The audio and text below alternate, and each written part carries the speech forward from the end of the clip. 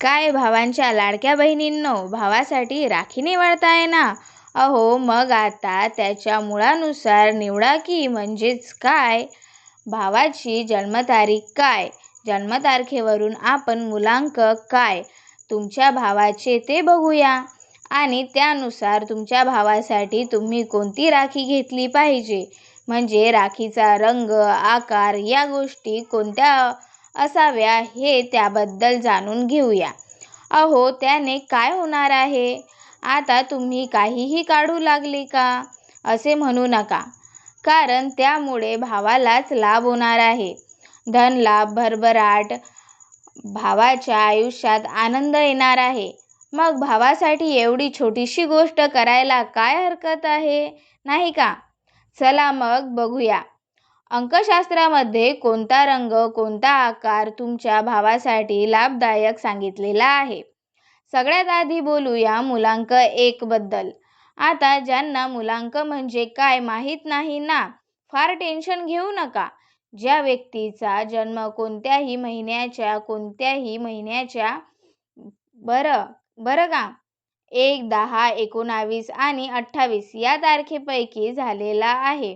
म्हणजे 1 तारखेला झालाय किंवा 10 तारखेला झालाय किंवा 19 किंवा 28 अशा तारखांना झाला असेल तर तुमचा मुलांक आहे 1. मुलांक 1चा स्वामी असतो सूर्य आणि म्हणूनच तुमच्या भावाचा मुलांक 1 असेल तर त्याच्यासाठी केशरी किंवा लाल रंगाची राखी निवडावी आणि त्या राखीचा आकार गोल असेल तर अधिक उत्तम. म्हणजेच गोल आकाराची केशरी किंवा लाल रंगाची राखी मुलांक 1 वाल्यांसाठी लाभदायक आहे. आता वळूया मुलांक 2 कडे. ज्या व्यक्तीचा जन्म कोणत्याही महिन्याच्या 2, 11, 20 आणि 29 अशा तारखांना झालेला असेल तर त्यांचा मुलांक आहे 2. या मुलांकाचा स्वामी आहे चंद्र आणि तुमच्या भावाचा मुलांक 2 असेल तर बहिणींनी पांढऱ्या किंवा चंदेरी किंवा क्रीम रंगाची राखी निवडावी. आणि आकार कसा असावा? गोल चालेल, व्हायोलेट शेप सुद्धा चालेल. अशी राखी तुमच्या भावाला लाभ देणारी आहे. आता वळूया मुलांक 3 कडे. मुलांक 3 मध्ये कोणत्या जन्मतारखा येतात? तर 3, 12, 21 आणि 30 या तारखांना जर तुमच्या भावाचा जन्म झाला असेल तर तुमच्या भावाच्या या मुलांकाचा स्वामी आहे गुरु आणि म्हणूनच बहिणींनी निवडायची आहे पिवळी किंवा सोनेरी रेशमी धाग्यांची राखी. ही सर्वोत्तम ठरेल. तुमच्या भावासाठी शक्य असल्यास आकार चौकोनी किंवा त्रिकोणी असावा. भरपूर आकाराच्या राख्या मिळतात. त्यातून भावासाठी चौकोनी किंवा त्रिकोणी राखी शोधून काही इतके अवघड नाही. आता वळूया मुलांक 4 कडे. मुलांक 4चा स्वामी आहे राहू आणि जन्मतारखा त्याच्यामध्ये येतात 4, 13, 22 आणि 31.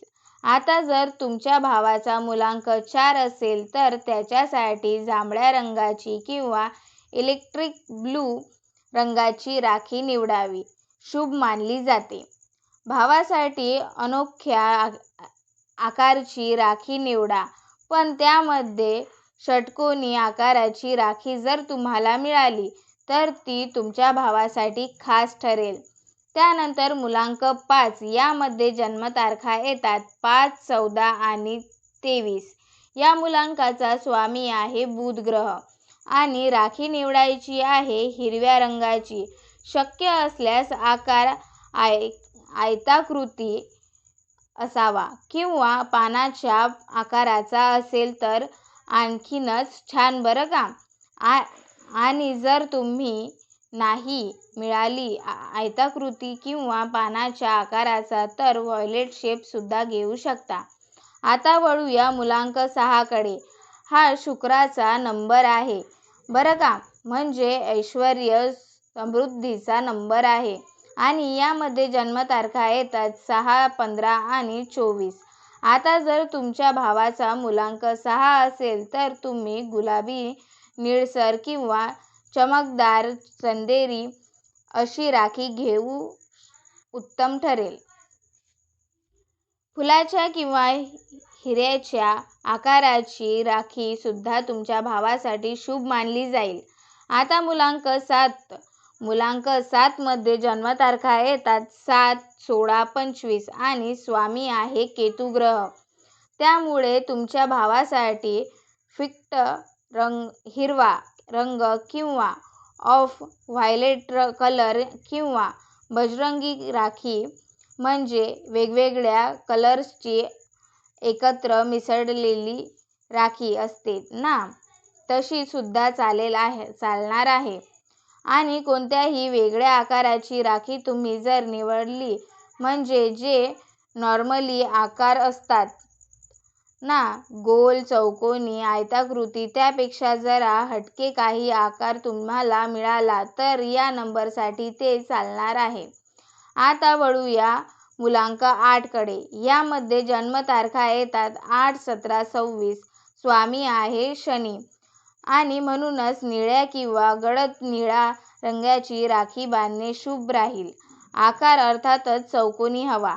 मुलांक 9 यामध्ये जन्मतारखा येतात 9, 18, 27 आणि याचा स्वामी आहे मंगळ. लाल मंगळ ग्रह.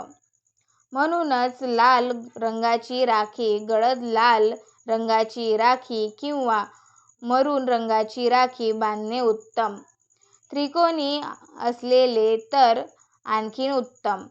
यातही जर ती राखी लाल रंगाची आणि त्रिकोणी आकाराची असे सुंदर कॉम्बिनेशन असेल तर आणखीनच उत्तम. तर मंडळी, अगदी छोटीशी गोष्ट आहे. भावासाठी आता राख्या घ्यायला तुम्ही जाणारच आहात, तर त्याचा मुलांक काय आहे, त्याची जन्मतारीख काय आहे याचा थोडक्यात विचार करा. त्याप्रमाणे राखी निवडा. भावाचे कल्याणच कल्याण. आणि आमच्या चॅनलला लाईक आणि सबस्क्राईब करायला विसरू नका. धन्यवाद.